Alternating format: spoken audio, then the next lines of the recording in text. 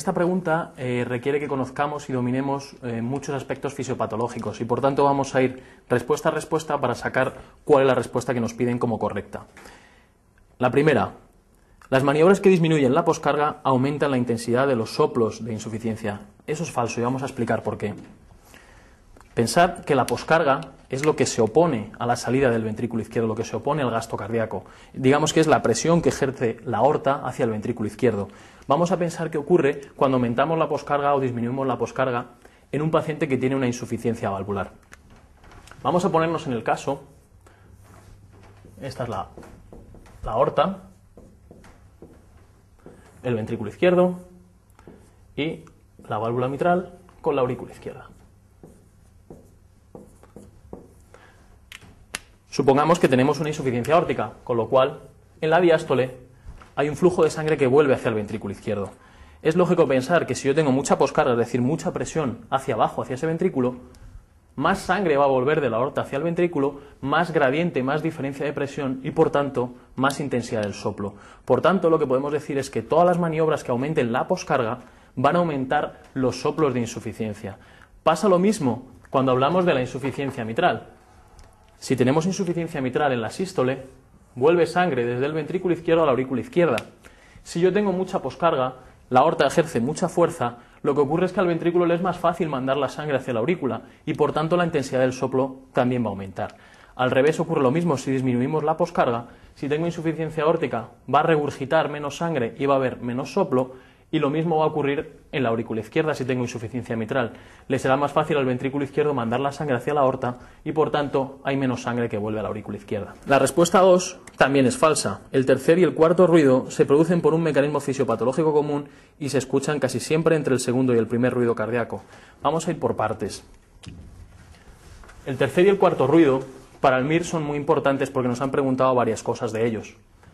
Lo primero que debéis saber es que el tercer y el cuarto ruido siempre son diastólicos, es decir, se escuchan entre el segundo y el primer ruido. No tiene nada que ver lo que nos implica un tercer ruido a lo que nos implica un cuarto ruido. Fijaos, el tercer ruido ocurre al principio de la diástole, es protodiastólico.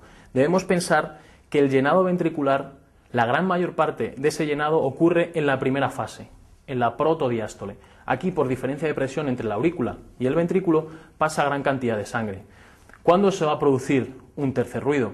Un tercer ruido se va a producir siempre que haya una situación de mucha cantidad de sangre que quiere entrar en ese ventrículo o bien una sangre que circula muy deprisa. Primer caso, mucha cantidad de sangre que quiere pasar hacia el ventrículo. ¿Qué va a suceder? Imaginemos insuficiencia mitral. La aurícula izquierda está muy llena, por lo que le vuelve de las arterias pulmonares hacia las venas pulmonares y la aurícula izquierda, y lo que le vuelve desde el ventrículo izquierdo. Por lo tanto, tenemos una aurícula izquierda muy llena, con mucha presión. Cuando llegue la diástole, al abrirse la válvula mitral, toda esa sangre quiere pasar, y al pasar lo que ocurre es que distiende ese ventrículo izquierdo, y al distenderlo suena, y es lo que oímos como un tercer ruido.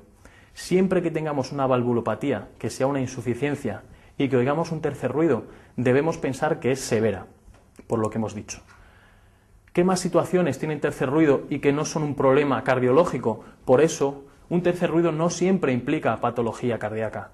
Son todas las situaciones en las que la sangre tiene que circular muy deprisa y que el corazón es solamente un espectador de lo que ocurre. Por ejemplo, una anemia, un embarazo, fístulas arteriovenosas, los niños. Todos estos pacientes tienen una circulación que llamamos hipercinética, hiperdinámica. Circula muy deprisa. Como circula muy deprisa, la sangre entra muy deprisa y también distiende ese ventrículo y lo oímos como un tercer ruido.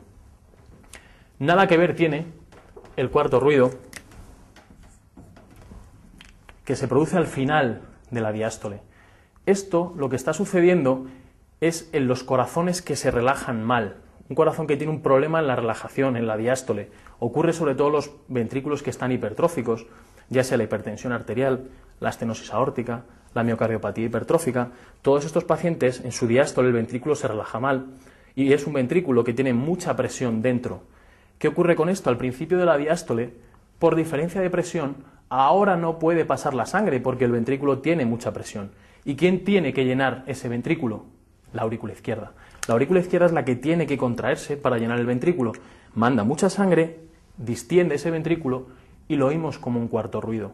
El cuarto ruido siempre indica patología cardíaca, indica un problema en la diástole del ventrículo y es imprescindible para que haya un cuarto ruido que se contraiga la aurícula izquierda. Nunca va a haber cuarto ruido en fibrilación auricular. La tercera es la correcta.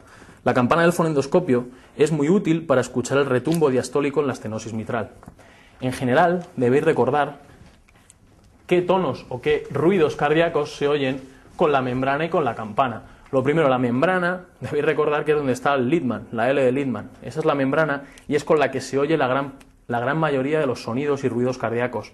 En cambio, la campana, que es lo que está al otro lado, oye solamente mejor 4 ruidos y, como siempre en el MIR, 4 cosas suele ser una pregunta de MIR y de hecho ha caído varias veces.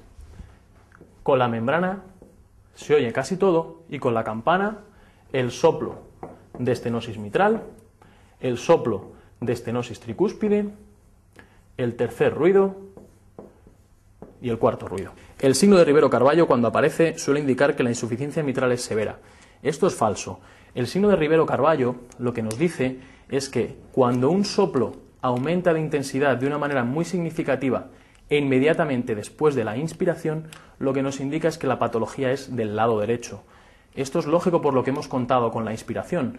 Con la inspiración lo que ocurre es que al llenar el pulmón hacemos presión negativa dentro del tórax y enviamos mucha sangre a las cavidades derechas, con lo cual inmediatamente va a aumentar el gradiente, la diferencia de presión que genera el soplo y el soplo va a ser más intenso. Entonces, un signo de Rivero-Carballo es patología derecha y no patología izquierda como la insuficiencia mitral o la estenosis mitral. Y la última, el signo de Kussmaul no suele aparecer en la estenosis tricúspide severa. Esto es falso. Lo primero que debéis recordar es qué es el signo de Kussmaul. Para explorar el signo de Kussmaul y en general la presión venosa central, lo que debemos hacer es tumbar al paciente boca arriba en decúbito supino con el cabecero levantado a 45 grados. Con eso lo que conseguimos es que la aurícula derecha quede a la misma altura que el ángulo de Lewis, que es el ángulo que hace el esternón cuando cambia de dirección. ¿Qué ocurre con eso? Que el ángulo de Lewis está a 5 centímetros del borde superior del esternón.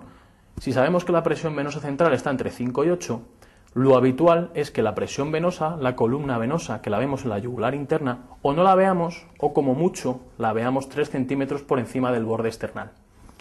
En condiciones normales, cuando yo veo una columna de presión venosa central, cuando el paciente inspira con la presión negativa, la sangre pasa al ventrículo derecho y la columna de sangre cae. El signo de Kussmaul nos indica que cuando un paciente inspira, la sangre no solo es que no caiga en la columna yugular, sino que incluso aumenta la columna yugular. ¿Cuándo hay un signo de Kussmaul? El signo de Kussmaul va a aparecer siempre que haya un problema en el llenado del ventrículo derecho, sea cual sea la causa. Una estenosis tricúspide, por supuesto que es un problema en el llenado del ventrículo derecho. No puede pasar la sangre por la obstrucción de la válvula tricúspide y al inspirar no puede pasar la sangre y sube la columna venosa yugular. Ocurrirá también en las hipertrofias del ventrículo derecho, en la estenosis pulmonar y en la hipertensión pulmonar severa.